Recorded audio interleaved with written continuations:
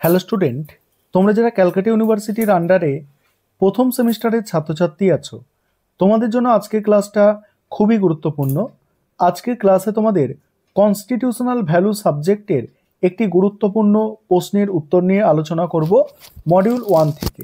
আর তোমরা যারা ইংলিশ ভার্সনের স্টুডেন্ট আছো, তোমরাও আজকে ক্লাসটা দেখো, কারণ প্রশ্নের উত্তরটা তোমরা ইংলিশেও পেয়ে যাবে। দেখো, প্রশ্ন যেটা আছে, ক্ষমতা স্বতন্ত্রীকরণ নীতি কাকে বলে, এর মূল নীতিগুলি লেখো। আর তার সঙ্গেই আছে ভারতে ক্ষমতা স্বতন্ত্রীকরণের সাংবিধানিক মর্যাদা। আর প্রশ্নের উত্তর কিভাবে লিখতে হবে, গুছিয়ে কিভাবে লিখতে হবে, লিখলে তবে তোমরা 25 নম্বরের মধ্যে 22-23 পাবে, সেইভাবে তোমরা দেখে নাও নোটস কিভাবে তোমাদের গুছিয়ে লিখতে হবে। কারণ যাই হোক, একটা লিখে দিলে, ক্ষমতা স্বতন্ত্রীকরণ নীতি বলেছে মানে ক্ষমতা স্বতন্ত্রীকরণ নীতি লিখে দিলে এবং যা তা লিখে দিলে সেখানে কিন্তু বেশি নম্বর আশা করা যায় না। তাই কিভাবে নোটস গুছিয়ে লিখতে হয় দেখো। প্রথমে তোমাদের একটা ইন্ট্রোডাকশন লিখতে হবে ভালো করে গুছিয়ে। সেখানে কি লিখবে, যে ক্ষমতা স্বতন্ত্রীকরণের ধারণাটি অনেক প্রাচীন।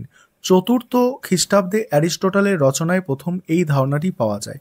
পরবর্তীকালে রোমান দার্শনিক পলিবিয়াস ও সিসেরো, ফরাসি দার্শনিক বোদা, ইংরেজ দার্শনিক জন লক, তারপরে দেখো হ্যারিংটন প্রমুখ চিন্তাবিদ ও দার্শনিকদের রচনায় ক্ষমতা স্বতন্ত্রীকরণ নীতির বিশেষ আলোচনা লক্ষ্য করা যায়।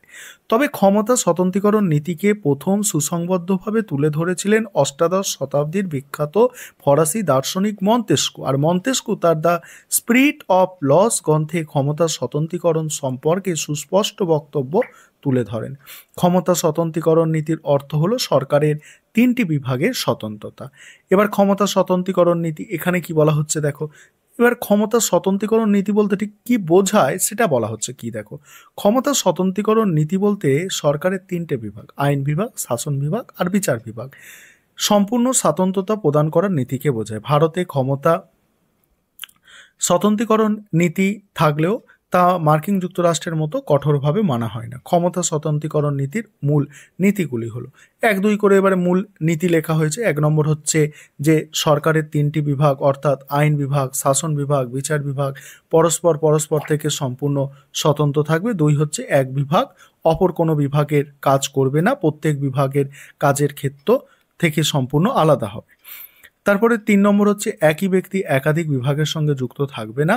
4 নম্বর হচ্ছে এক বিভাগ অন্য কোনো বিভাগকে নিয়ন্ত্রণ করবে না। এবারে সাংবিধানিক মর্যাদা দেখো, ভারতে ক্ষমতা স্বতন্ত্রীকরণ নীতিকে কঠোরভাবে মানা হয় না। তবে ভারতের সংবিধানে যে ধারাগুলিতে ক্ষমতা স্বতন্ত্রীকরণ নীতির অনুশীলন লক্ষ্য করা যায় সেগুলি হলো 1 নম্বর হচ্ছে দেখো, 1 নম্বর হচ্ছে সংবিধানের 50 নম্বর ধারায় বলা হয়েছে রাষ্ট্র সরকার দেখো সরকারের বিচার বিভাগ শাসন বিভাগ থেকে পৃথক করতে চেষ্টা করবে, কিন্তু যেহেতু এটি রাষ্ট্র পরিচালনার নির্দেশমূলক নীতির অন্তর্ভুক্ত সেই কারণে এটি প্রয়োগ বাধ্যতামূলক নয়।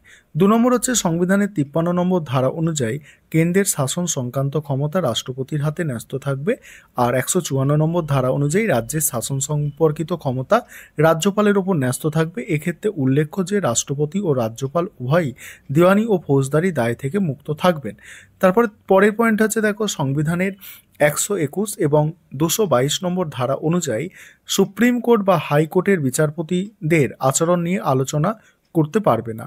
তারপরে 4 নম্বর পয়েন্ট, সংবিধানের 123 নম্বর ধারা অনুযায়ী রাষ্ট্রপতি জরুরি আইন জারি করার ক্ষমতা ভোগ করে। আর এই ক্ষমতা অনুযায়ী রাষ্ট্রপতি পার্লামেন্টের অধিবেশন বন্ধ থাকাকালীন সময়ে বিশেষ প্রয়োজনে পার্লামেন্টের এখতিয়ারভুক্ত যে কোনো বিষয়ে আইন জারি করতে পারেন, যা আইনের মতোই কার্যকর হবে।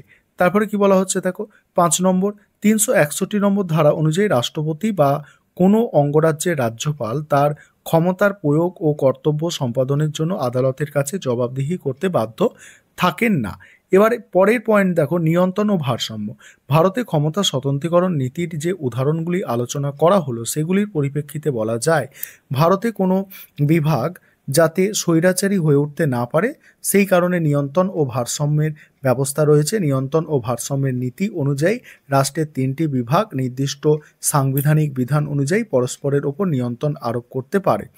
এবার মূল্যায়নে কি বলা হচ্ছে, কঠোরভাবে ক্ষমতা স্বতন্ত্রীকরণ নীতি অবাস্তব, আর সেই কারণে এখনো পর্যন্ত কোনো দেশেই এই নীতি সম্পূর্ণরূপে গৃহীত হয়নি। তবে তার অর্থ এই নয় যে বর্তমানে এই নীতির কোনো প্রাসঙ্গিকতা নেই। রাষ্ট্রের বিভাগগুলি স্বৈরাচারিতা রোধ, নাগরিক অধিকার রক্ষার ক্ষেত্রে দক্ষ প্রশাসন তৈরিতে, বিচার বিভাগের সক্রিয়তা রক্ষায় এই নীতির প্রাসঙ্গিকতা ও গুরুত্বকে অস্বীকার করা যায় না। আর এবার তোমরা যারা ইংলিশ ভার্সনের স্টুডেন্ট আছো, তোমরা প্রশ্নের উত্তরটা দেখে নাও। এবার তোমরা যারা ইংলিশ ভার্সনের স্টুডেন্ট আছো, তোমরা প্রশ্নের উত্তরটা দেখে নাও। এই প্রশ্নটা তোমাদের জন্য খুবই গুরুত্বপূর্ণ। আর কিভাবে ভালো করে উত্তরটা লিখবে সেটা তোমরা দেখো, যে এরকমভাবে লিখলে তবে কিন্তু তোমরা 25 নম্বরের মধ্যে 20-র বেশি পাবে, না হলে কিন্তু 20-র বেশি পাওয়া যাবে না। যা তা লিখলে কিন্তু চলবে না, ভালো করে দেখে নাও। এইভাবে তোমাদের কিন্তু নোটসটা লিখতে হবে।